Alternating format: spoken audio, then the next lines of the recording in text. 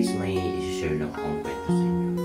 Kasi sobrang naawa na rin ako sa isa namin kamag-anak. Dahil sa hanggang ngayon, nasa hospital pa rin siya. Mula nung nag-aaral siya ng college, hanggang sa nag-graduate, doon na nag-start na lagi na siya nasa hospital. At ang pinakamasaklap dyan, pagkatapos niya nag-graduate sa kanyang pag-aaral, doon na siya. Tuloy-tuloy na siya sa hospital. Sobrang nakakalungkot kasi palipat-lipat na lang siya ng hospital. Hanggang sa chat ko minsan tinatakbo siya sa private. Natakin niyo pag sa private, napakalaking gastos. Minsan nasa public.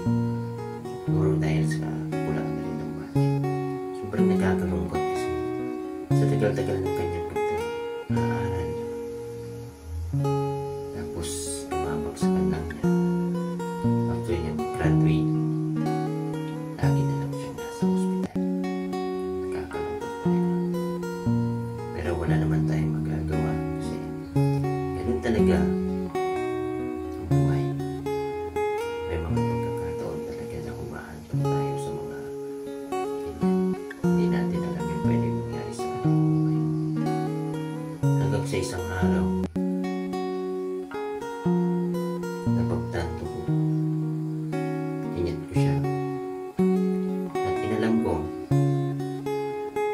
kung saan siya sa hospital siya naroon. Kasi nabalitaan ko na naman, nasa private hospital na naman. Kaya naisipan ko na lang siyang dalawin kasi naka-day off naman ako nun. Dinalaw ko na lang siya. Hanggang sa napagtanto ko dun sa hospital kung saan siya naroon. Ayun, bigla ko na lang nalaman. Isa pala siyang nurse. Nurse pala yung pinsan ko kaya lagi siya nasa hospital. Kaya laging nasa hospital nun pagkatapos niya mag-graduate, nag-OJT pala. Ngayon, sobrang nasiyahan nun kasi kala ko meron ba siya. Yung pala ang course niya, nursing. Kaya nag-OJT siya sa mga public and private. Ayan, sa tuwa ko.